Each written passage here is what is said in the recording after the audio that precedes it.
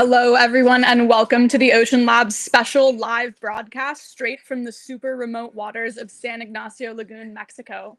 Today, we'll embark on a journey to discover the awe-inspiring world of one of the ocean's most majestic creatures, the gray whale. A quick special thanks to Mike Lever and Nautilus Expeditions, as well as Baja Expeditions, for all of the help and support. Today, although we planned on being oceanside, we have unfortunately had some inclement weather, so we are just a little bit further back from the water. We will be talking to a couple of amazing researchers about the incredible 14,000-mile round-trip migration between the Arctic and Mexico that the gray whales make every year. Here in the protected waters of the San Ignacio Lagoon, they find refuge to breed, to give birth, and to nurture their young. We're going to meet up with these researchers super soon. Just a reminder, we are coming to you live from a very remote part of Mexico, so if the video looks a little bit lower quality than your favorite TV show, that's why. We welcome your questions. Just submit them by using the Q&A icon on the bottom of your screen, and we will try to answer as many of them as we can. All right, I'm going to turn it over to our host, Dr. Chris Lowe, and our marine mammal biologist, Dr. Gwen Goodmanlowe. Hi, everybody. I'm Dr. Chris Lowe. I'm the director of the Shark Lab, and that's right, I study sharks. But we're here in beautiful San Ignacio Lagoon, and it's a little windy today, so we couldn't go out in the water. That doesn't mean the whales aren't here. We're going to show you some amazing footage, and you're going to learn all about gray whales from Dr. Goodmanlowe, who's a whale expert. She studies marine mammals, and marine mammals are different from sharks. Better. No, Even not better better. than sharks. They're pretty cool. I have to say they're pretty cool. But they're very different, and she's going to tell you all about them. So, San Ignacio Lagoon is very unique, right? So, animals make a big migration just to come here. That's right. So gray whales in particular come to San Ignacio every year in order to give birth. So and also to mate. They go back and forth. So they do a really long migration down to San Ignacio. And although we're not in the bay today, if you could see it, you would see that it's a very protected body of water. It's relatively shallow, higher salinity, the water's warmer, and it's considered to be a nursery ground for gray whales. So the moms are pregnant for a long time, over a year, and they come down here and they give birth to their babies called calves, so that they can be in a protected area for a month or so before they start heading back north. So San Ignacio is very special in that way as this gray whale nursery ground. So, these lagoons are very large, and I can't even show you how big they are. Trust me, when we're out there, it feels like you're on the ocean. But as Dr. Goodmanlowe said, it's very protected waters. So, why do they come down here to give birth? And it seems so shallow here in many places. Isn't it unusual for a whale to use such shallow water? Well, in fact, the gray whale is actually a coastal species, so they prefer to be in shallow water. So other whales give birth by themselves, solitary. They swim in the ocean or farther out, deeper ocean. But gray whales are coastal species anyway, so they like the shallow, protected bays to give birth and and have their calves. So so that the calves are actually protected from predators in here. And it's nice and shallow, so they can't actually dive too deep. When they're here. So, when they're in the lagoon and they give birth, why do they give birth in the lagoon? Is it all just about protection, or is it provide shallow water? It's easy for babies to get first breath. Yeah, definitely shallow. Like I said, by salinity. Like I said, protection from predators. So all of those things make this a really unique and special place for whales to give birth. But they're not actually eating here, right? They might be eating a little bit. Yeah. So normally, in the past, gray whales were particularly eating up in Bering Sea, where their food is really plentiful. But they've been noticing in the last few years that they are doing some feeding with their lagoons, and we're not really sure why. They don't feed a lot down here, but they can feed opportunistically while they're down here. And the shallowness makes that a great place to do that.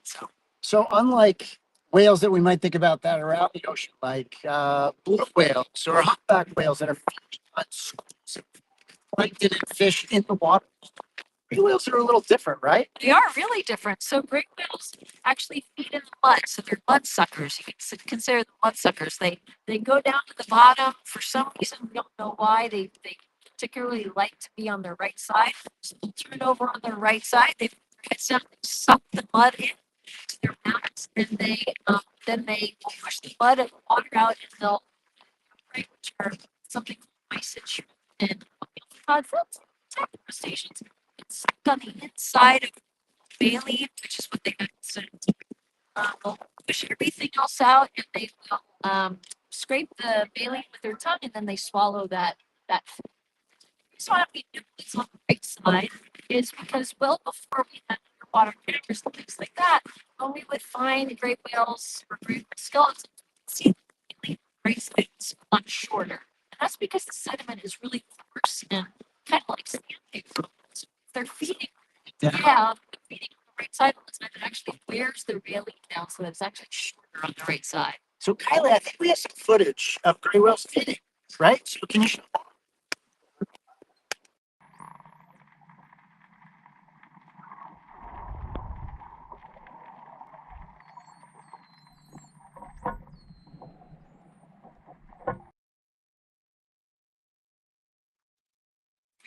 So obviously they're getting a lot of food that are very small, but they have to eat a lot, right? They do. So, and if they're only snacking while they're here, they do a bulk of their eating. So remember, they're going to the Bering Sea to get the bulk of their food. And gray whales and all baleen whales is that it's really seasonal. So they're going to a place where their food source is really amazing, and then they're leaving that place and they're going to another place to give birth usually. So for the gray whales, they have to put on all of their weight, all their fat stores while they're in the Bering Sea feeding, because they're really not going to do much eating for the rest of the year. After a few months in the Bering Sea, in the summer, they're getting all that good stuff, all that high energy stuff, building up their fat stores, and then they come down to the Baja lagoons, and their bodies are actually metabolizing that fat in order to get their energy. But then, they deplete their energy. They have to get back up there to the Bering Sea in summer to get their food. So during that summer period, that summer homes, Alaska, or the Northwest, they're feeding on all those amphipods and they're building that fat layer, but that forms this layer that also acts like insulation. Right. So this is the And the water layer is amazing at insulating these. Fat is really good insulator. It actually makes them a little bit slower. It slows them down a little. So it's really buoyant. It makes them really like having these arm floaties on. So if you've ever tried to swim with a life jacket or arm floaty on, it's actually hard. So it's hard for them to do that. But there's a trade-off between staying warm with that blubber layer and also being able to be swimmers. So for example, the gray whales are not the fastest swimmers in the ocean. Baleen whales can be pretty fast and they're pretty powerful. But as far as speed goes, they're not going to be the fastest ones. That blubber layer. So when they get down here, they've already used up some of the nutrition that they've stored in their blubber. And now the moms have given birth to a baby. They got to feed that baby. They do. What are the babies? So babies eat milk, just like in humans. Remember, they are mammals. They are mammals. They're breathing air. They're getting milk from their moms, and moms are metabolizing that fat in order to produce that very fat-rich milk. So, for example, gray whale milk is about 53% fat, whereas human milk from mom is about 50 to 51% fat. So it's highly fatty. But I got 2% on cereal. Yeah, that's because you don't want to gain weight like a baby, do Okay. you? So Or how like much- baby gray whale. How much gain? So they can gain up to 9 pounds an hour. What? And up to 50 to 60 An pounds hour? a day. Yeah, they have to, because they have to get big enough in order to get back north after when they start the migration north. So the moms and the babies are going to be the last to leave the lagoon. So the mom wants to get that baby as big and strong as she can before she starts that 7,000-mile migration back up to Alaska. So she's still nursing. She's still nursing. As they head north. Yeah, 7 to 9 months. Wow. So by the time you get to Alaska, they're ready to feed on their own. Not quite, because that's 7 to 9 months. So they're here for maybe about a month, give or take. And then it's a couple months migration. So you figure they're migrating in mid to late March. They're going to get up there in the summer. That's only 3 or 4 months. So by the time they get there, it's 2 to a couple months. So they're still nursing up there while the mom is feeding, and they're probably learning how to feed at that time. So they're starting to learn how to catch amphipods on their own, how to do the bottom scoop. Right. Then what do they do next year? The next year, they some of them come back down here because it is warmer in the summer, winter. But they also, some of them may stay up there. And there's a population that actually does not feed that far north because of competition. They feed to the coast of California and Oregon, things like that. But not all of them.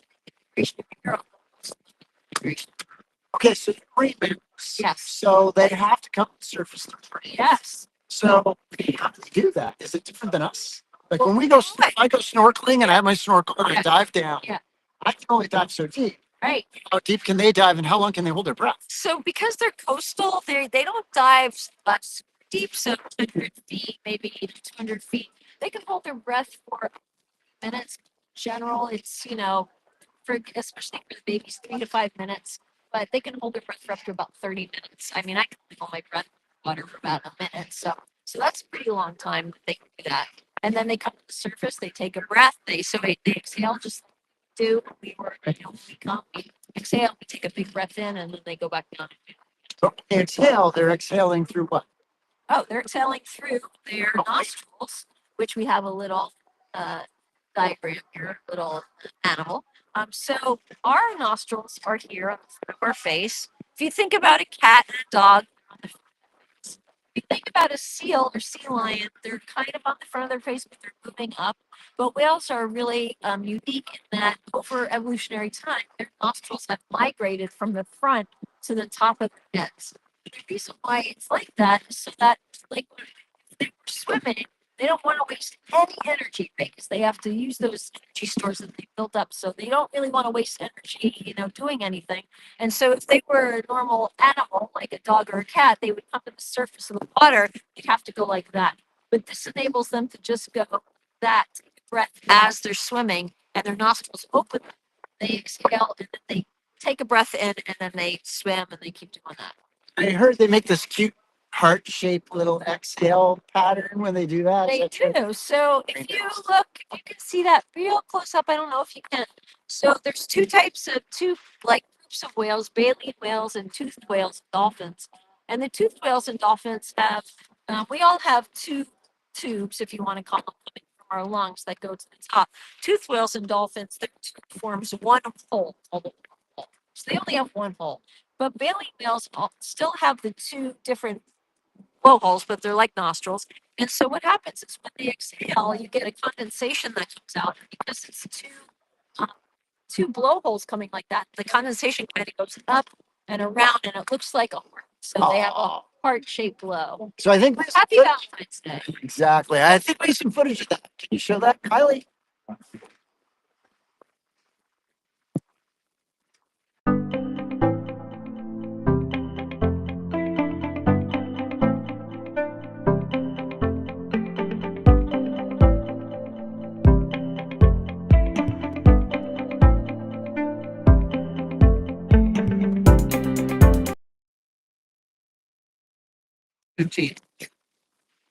Okay, so I'm used to shark swimming, right? Our sharks swim with their tails like that. They go back and forth.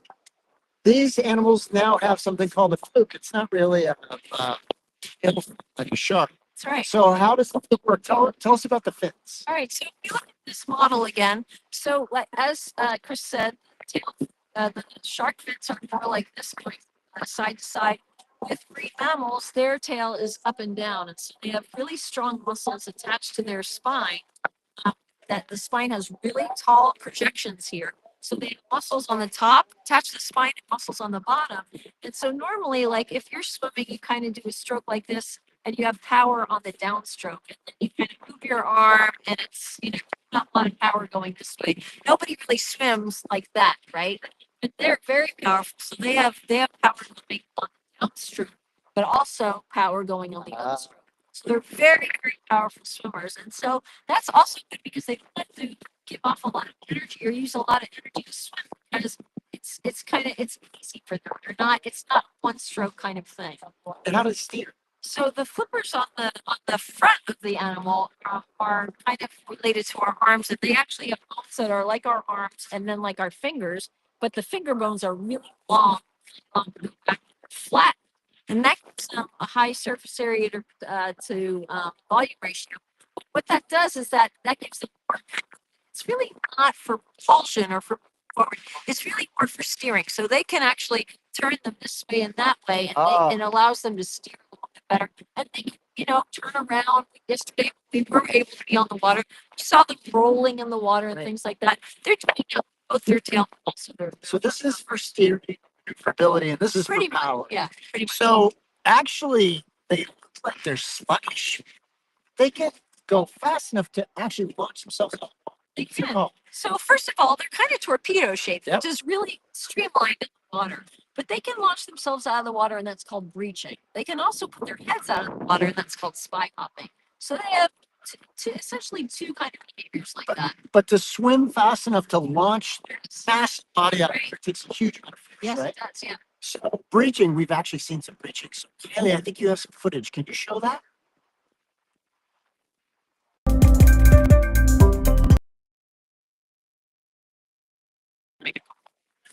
Okay, so you also mentioned something called spy. So what's that? Well, let's go back to breaching for a second because Okay. I didn't really explain it. Oh, So they launch out of the water and then they kind of splash down. And people don't really know why they do that. It could be a play behavior. Some people have said that maybe it's to get rid of parasites, but it's a real active, like fun behavior. And it's great if you're watching to see breaching because that's what the most exciting thing is. They also have spy hopping, and that's where the whale hears the water. The whale just kind of comes up. So it's swimming, it comes up like that. So right about to its eye level. Sometimes the eye is above the water, sometimes the eye is below the water, and then slowly it just sinks back down. And they don't really know the reason for that. They used to think that that was so that the whales could like see the land for navigation. But what they found out, in fact, is that whales, especially gray whales, don't have great vision. I was gonna say their eyes are pretty small. The eyes are pretty small, and underwater their vision is good, but above water their vision is not so good. And also they're doing it out here when they're not migrating, so they don't really need to be navigating when they're in. So some oceanographers came up with the theory that maybe when they come towards the surface, they can actually hear the waves breaking better because they do actually have an ear. The ear is embedded in their blubber. It's actually in their skull, but they don't have opening like me, but they do have an inner ear with, very similar structure to our inner ear. They can hear really well. So now they think that maybe it's because they're hearing, the closer they get to the surface, they can hear the waves better. So they might be hearing the waves to figure out how far away from the coast they are. They could be listening for boats because yesterday when we were out there, it seemed like they were checking us out. I felt like. I know. You know what? So- You have to take a look at some spy hopping. Kylie, can you show some spy hopping so the kids can see what it looks like?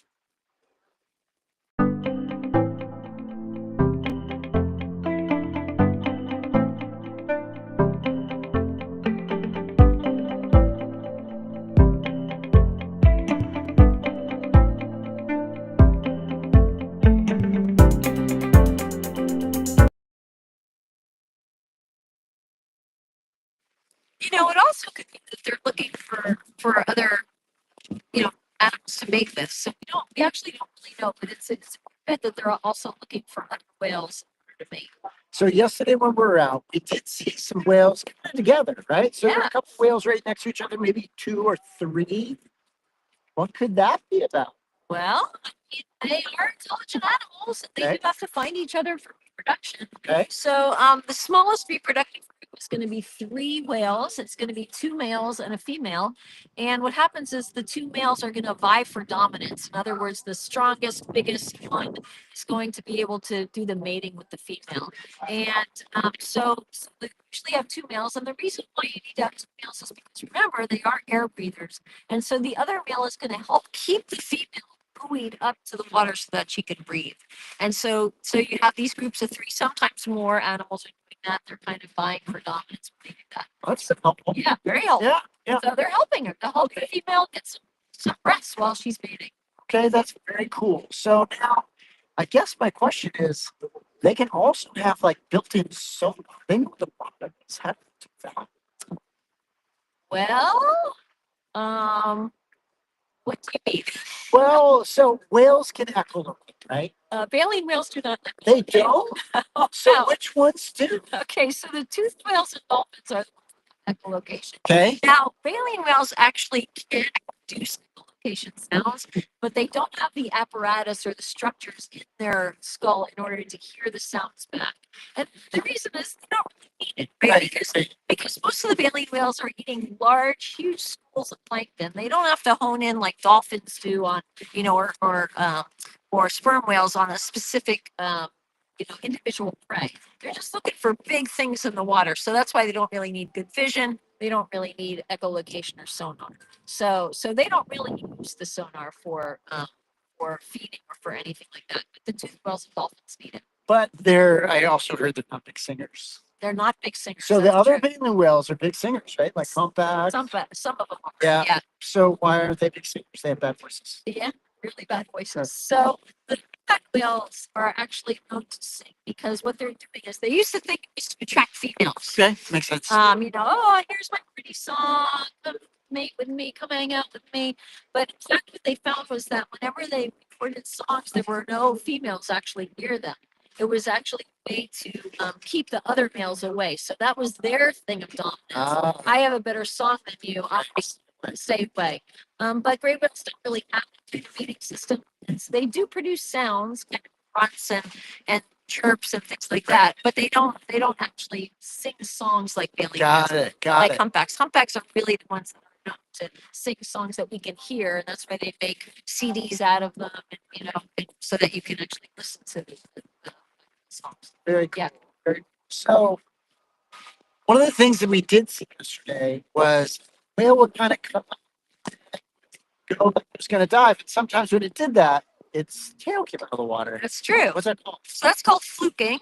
And is that just a fluke? It's just a fluke. So what happens is, so when the whales want to dive deeply, so normally they're kind of going like this. They're not going to be able to dive that deep. So they need to have the propulsion, the power of that tail. So what happens is they'll start to dive deep, and then they'll use that tail. The tail comes out of the water, and that helps them dive down really deep. So when that tail actually comes out of the water, kind of curves a little bit like that, and that's called fluking. Oh, cool. And when they do that, that means they're diving deep. And not only when they do that, you pretty much know they're not going to come up for maybe 15, 20 minutes. So they're going down to do something. Yeah. So we do have some footage of that. Kyle, you want to show that?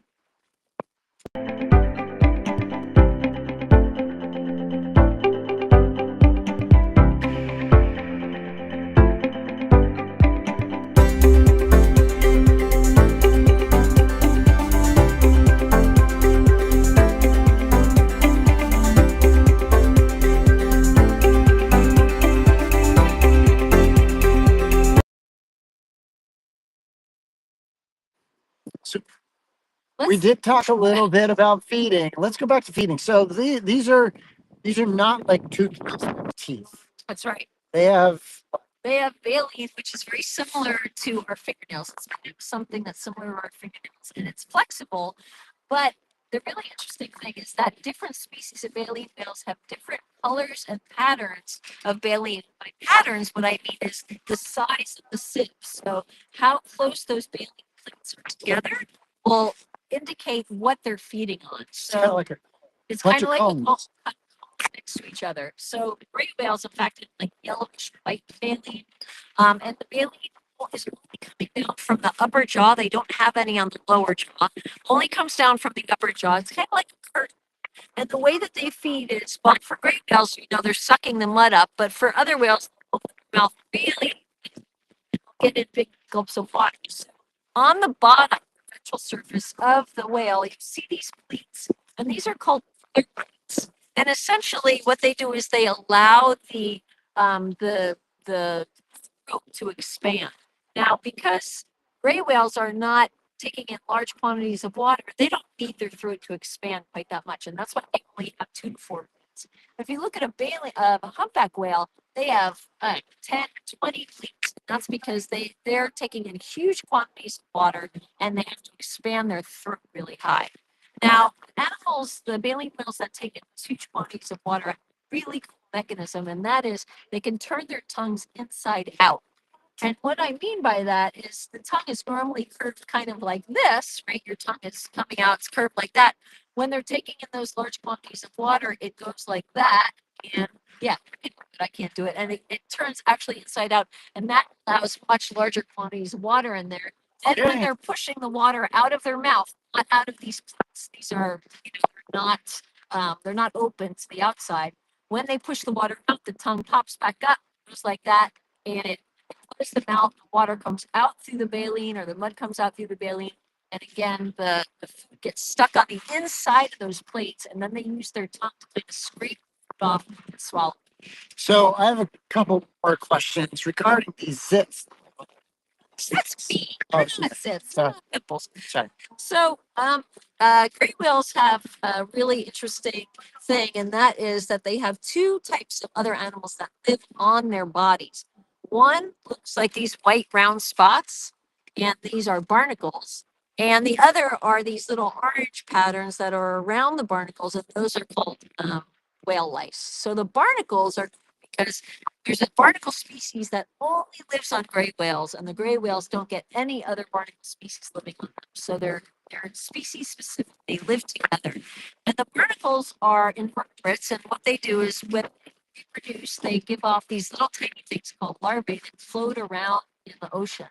And then right when it's about time for them to settle down and settle on something and grow up, the baby gray whales are born. And so they settle on the baby gray whales, and they live on the gray whale for their entire life. Now, they don't live quite as long as the gray whales do, so they will get knocked off when they're feeding or in the cold water of the Bering Sea, but they will basically get bigger and bigger as the time goes on. So in January, when the babies are born, they're real dark and smooth and adorable, and they don't have any of these little barnacles on there. And then you see these little dots. The barnacles are babies themselves.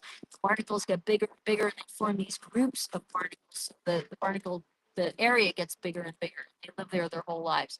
And they don't hurt the whale at all, but they benefit because they're filter feeders. So they're filtering things, plankton out of the water. And so as the whale swims, they stick their little legs out, and they're actually getting food from the water. And then that's how they feed. So there's no harm to the whales, doesn't seem. Okay, just Like- other than being itchy. Yeah, and the barnacles benefit. The little orange spots, as I said, are whale lice, and the whale lice can move around. They are not species specific to the whales themselves. So these whale lice can move around. So the mom, when she touches the baby, she'll transfer some of those whale lice to the whale, and they will cling on to the barnacles in order to stay on because the whale is moving and they don't want to get knocked off. And if you were ever able to touch a whale, you would probably get some whale lice hanging on to you as well. And they're really good, though. I know it sounds gross. Yeah, that sounds gross. But they're actually really good because they help get rid of the dead skin on the whales. Okay. And if there's a wound on the whales, they'll pick at the edges of the dead skin and they'll clean that. It's like having a built-in Band-Aid. Like Okay, a sounds better. Sounds better than just the word lice Yeah. crawling around. Yeah, but they're actually good for the whale. So I think we have some footage of barnacles, and you got to see them because these are models, of course, but seeing it in real life, it's really cool. Show that footage, Kylie.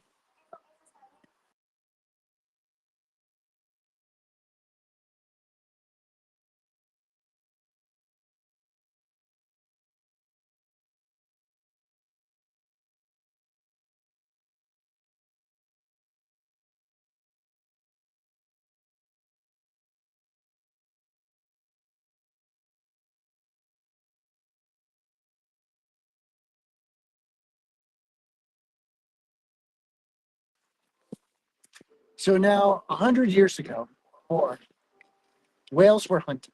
Not just great whales, all whales. Right. Why? Why do people hunt whales? So they figured out that the blubber was really rich in oil. And back in the day, before we had electricity, they needed the oil in order to light lamps, make candles, things like that. The baleen whales were also hunted for what they used to call whale bone, which isn't a bone, it's their baleen. But the baleen is flexible. And so what they did is they made corset stays out of them. So back in the day, women had to wear these things to make them attractive, and they wore these things called corsets that went around their waist and be cinched up really tight. And they had a really tiny little waist. It's really unhealthy. Really I was going to say, it must have smelled bad too. it did smell bad. It Okay. was really unhealthy. But the stays were flexible.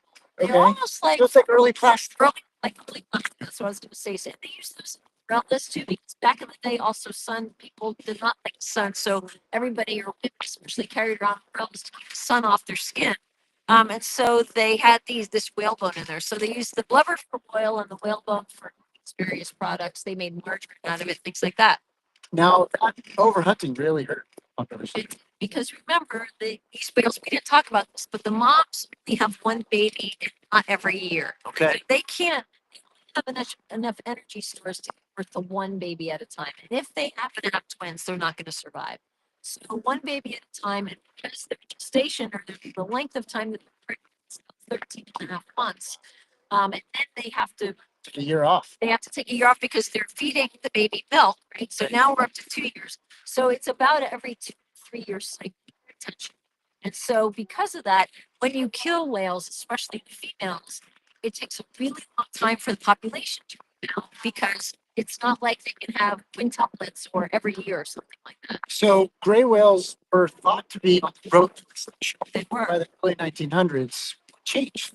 Well, we started protecting them. So they were, we had the Protection Act of 1963.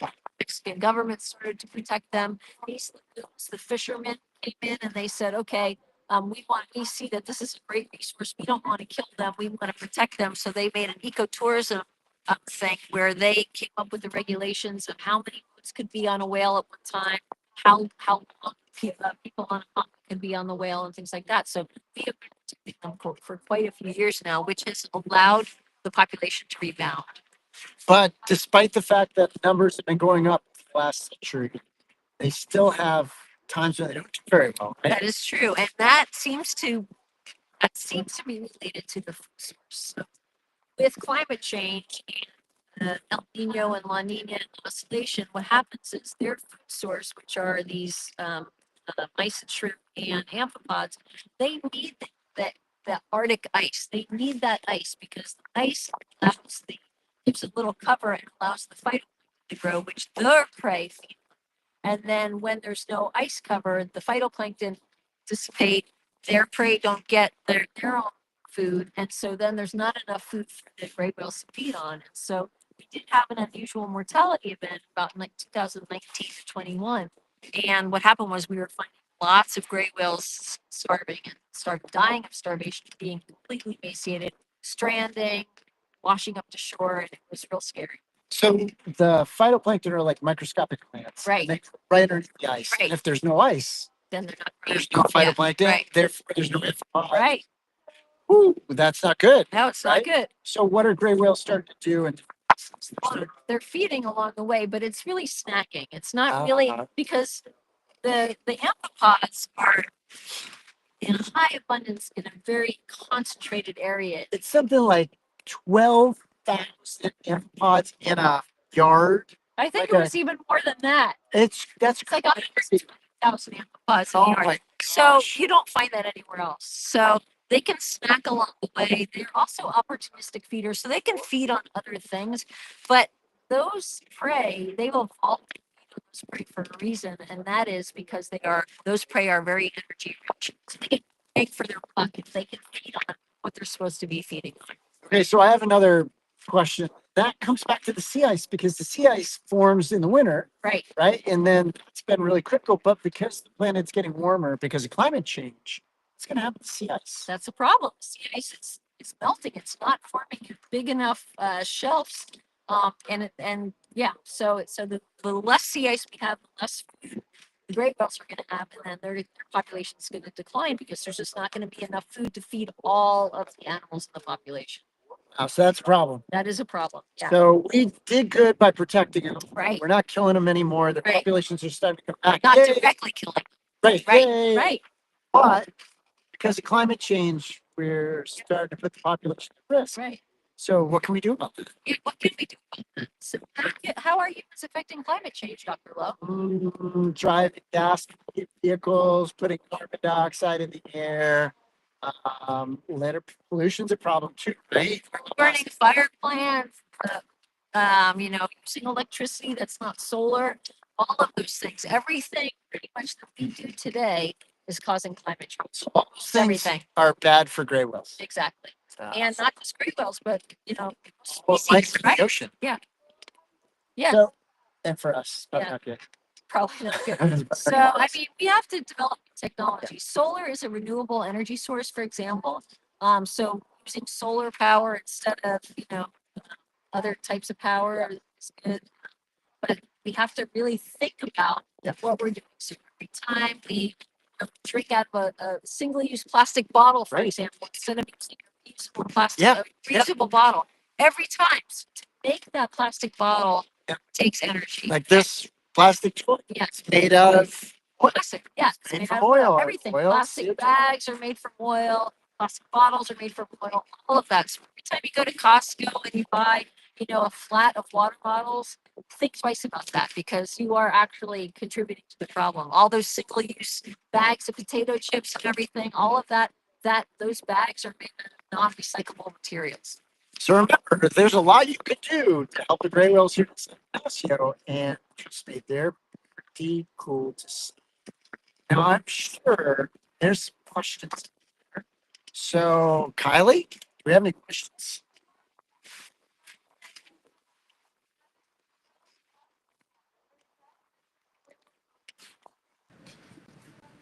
Can you guys hear Yes.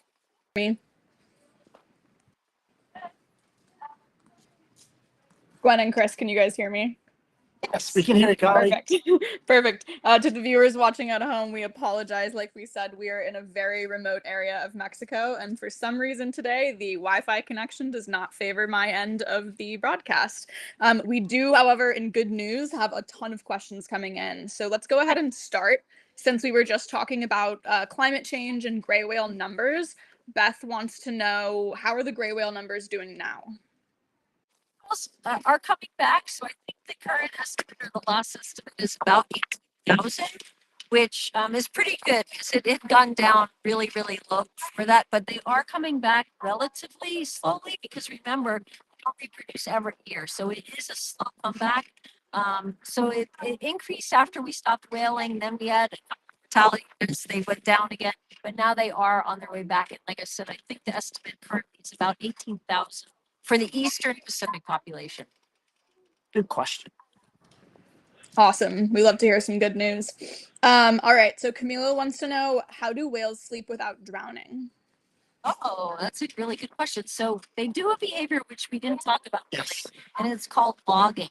So what they do is it looks like a log. So they're just resting up the surface of they're very buoyant. So as long as they keep air in their lungs and they don't try to dive down, they're going to be able to float at the surface and they can take a breath. So breath for about 30 minutes. So they'll take a little nap, take a breath after about 30 minutes. They stay at the surface and they just rest up there. Kind of like if you're like on your back in the pool, you can actually almost go to sleep if your mouth is towards, you can get a breath. So it's similar to that. They have a lot of blubber, so they can really easily stay at the surface. Great question. Cool. All right. Somebody in DC wants to know, do baby whales stay close to their moms, like my mom stays close to me? Yes, definitely. Basically, the baby whales are really with their moms, right next to their moms for the most part until they are called weaned. And that is when the mom cuts them off and says, no more milk for you, you're on your own. And then they start to venture off on their own. But yes, they have to stay very close to their mom for protection until that time. So until they're about 8 to 9 months. Hey, Kylie, don't we have some footage of a mom and baby? Absolutely, we do. Let's go ahead and take a look at that.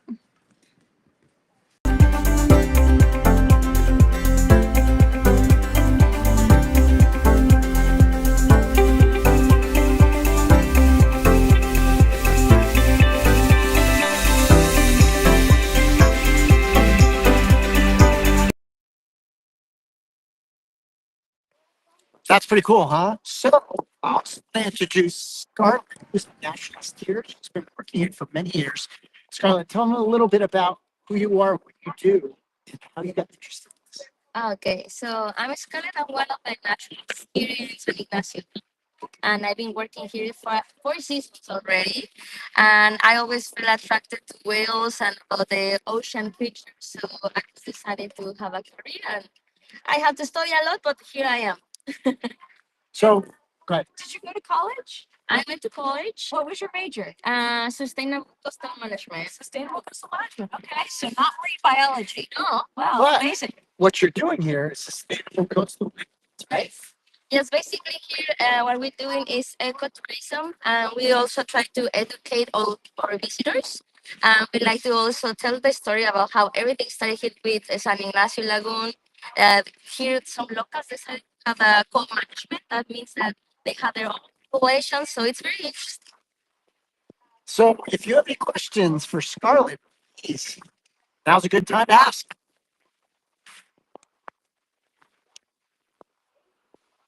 This question's not directly for Scarlett, but I thought Scarlett could answer it since she's here so much. Andrew wants to know, do any predators like sharks or killer whales hunt in the lagoon where the calves are born? So far, we haven't heard about attack. Since I've been here, I haven't seen like an attack of orcas. However, one time they show up here, it was just four, it's a small pod of orcas, but they were actually hunting dolphins. And they left. It was just one day. It was just an episode. Did the gray whales wait? No, actually, no. They didn't care. And I think because the orcas were quite small, and it was like a pod of 4 or 5. Oh, and they were, learning. Maybe they Yes, were maybe they were learning. Yeah. Yes. and they're like, eat the dolphins. Yes. Good question. I actually have a question for Scarlett. Scarlett, what is your favorite thing that you've ever seen in all your time working in the lagoon? Good question. That's a hard one. One time I was in a specific boat, and I don't know, for some reason, thank you. There was a whale that was scratching the baleen plates with the panga and was very gentle pushing it. Very, very gentle. And I just had that experience one time. And I think that's the coolest experience I ever had. So it was brushing its baleen, brushing its teeth on the boat. Basically. Okay. Maybe, I had something in my teeth. I had maybe something it's in my like my baleen. dog when my dog wants attention. It was like nudging the boat. Saying, Yeah, pet me, scratch my back. Yeah, scratch but my it was skin." very gentle Yeah, how yeah, the yeah. guy was doing it, Yeah. and I saw the whole thing. I saw the balloon plates, the eye was looking at us. It was Amazing. crazy, but that was a unique behavior of One that of whale. probably many cool things you've seen. Yeah, I have a lot of stories.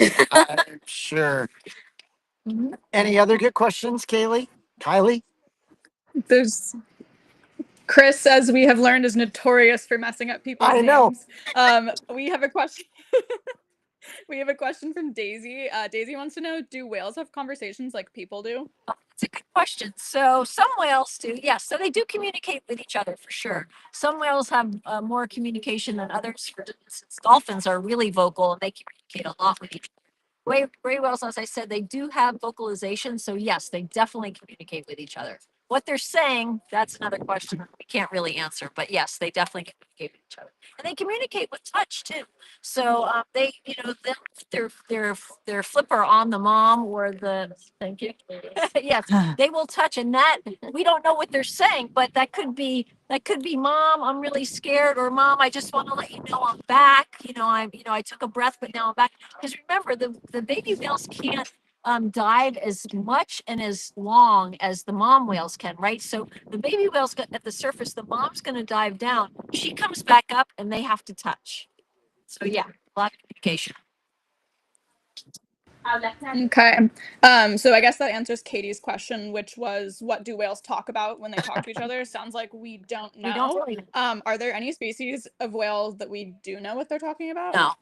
Kind of. Well, sperm whales, they're starting to decode Yeah. their language Yeah. a little bit.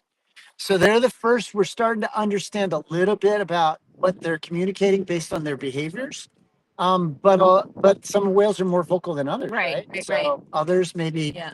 they like to touch. So basically, in order to figure that out, for most of the species they know that about, like for instance, dolphins, what they do is they train them to do a behavior, and then they ask them a question, and if the behave, so like they'll train them to go to a red hoop or a black hoop, and then I'll ask them a question. So, did you have a good day today? Go to the red hoop is yes, go to the black hoop is no. So but they have to train them to do those behaviors first. So with whales, they're so big, they can't really put them in captivity to train them to answer the questions. So it's real hard to determine, the communication. What are they actually saying to each other or to us? Very cool. All right. Jamal wants to know how many species of whale there are and what is the biggest species of whale? Okay. Well, how many species of whales are there? That's a good question. I can't remember, honestly. Do you know? 14 species of marine Baleen whales. whales. And for tooth, there's a lot more because it includes the dolphin. The toothed whales actually includes dolphins and porpoises. So there's a lot more species of those. But the largest whale ever is the blue whale. That's a baleen. That's the largest animal that's ever been on Earth. Far larger than a dinosaur, even though we always think of dinosaurs as being really big.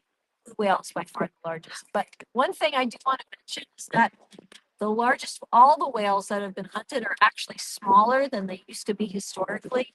Because when we hunted them, we wanted the largest ones for all the oil and all the products.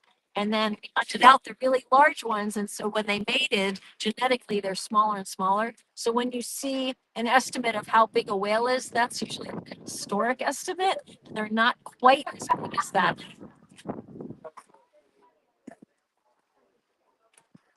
A little bit of controversy over there. Gwen, the largest species of whale is definitely bigger than the largest species of shark, right? Oh, yeah. There we go. Totally, yeah. And they're smarter, and they're cuter, I don't and know about they're cuter. way cuter, I don't know and that. they're way better, way If better. you've ever seen a little pocket shark, they're so cute. No, sorry, not buying it. No. Thanks, Kylie. You guys can fight about that after the broadcast. We do have a couple more questions. Let's see. How do whales protect their young from predators? Scarlett, you want to answer that one? Me, I haven't seen it, but I know, and there's been reports in the coast of California that some of the, can I get it? Yeah. Let's imagine this is a baby. So sometimes when the group of orcas are about to attack the mothers because they know the mothers are weak and tired, so they basically the orcas try to drown the calves, and sometimes the mother will try to put the baby on top of her and probably and also make them away, scare them away the orcas. But one cool Yeah. thing that I know is that some guides from the coast of California mentioned that there's groups of humpback whales saving the gray whales. Oh, really? Uh-huh. Oh, so they bring in the big cousins. Yes, Yeah. exactly. So, and then you were telling me about sperm whales do some really cool. Right. So sperm whales have a really interesting adaptation, and it's only found in sperm whales. And they call it the Marguerite Formation because it looks like a Marguerite daisy. So what'll happen is the sperm whales will actually surround the calf. So all the sperm whales are vertically in the water column, and they surround the calf. The calf's in the middle, and that way it's like a Shield. fence. Yeah, it's like Wow. a fence, and nothing can get in. They'll also do it horizontally on the water, and they'll have it in the middle. But I actually saw that when I was in Dominica. Some pilot whales came in, and pilot whales are real scary, and they'll eat stuff. And there was a mom and a calf there, and all of a sudden they were vertical in the column, and all of a sudden they all formed this ring around the calf, and those pilot whales couldn't get in. So that's only in sperm whales. So That's a great question. Cool behavior. So many things we still don't know.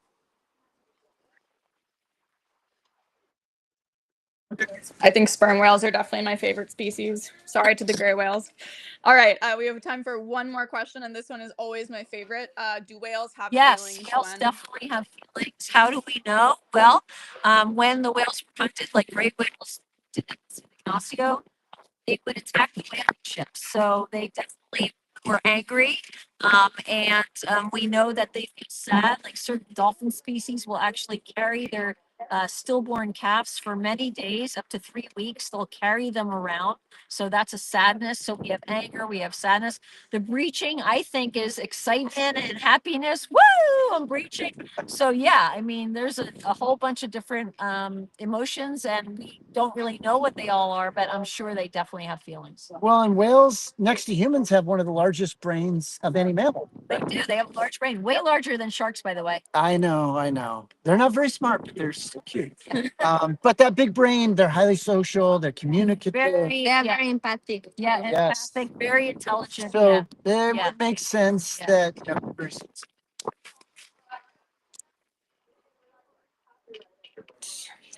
All right. Thank you everyone so much for tuning in today. That is unfortunately all the time that we have for questions. We so appreciate you guys tuning in, and we so appreciate you guys hanging in there with us while we've had both weather fighting against us and technology fighting against us today. So if you want to see any of our other shows, we have 2 more tomorrow, and we will send out those links. Otherwise, we'll see you guys on the next show. Thank you for tuning in.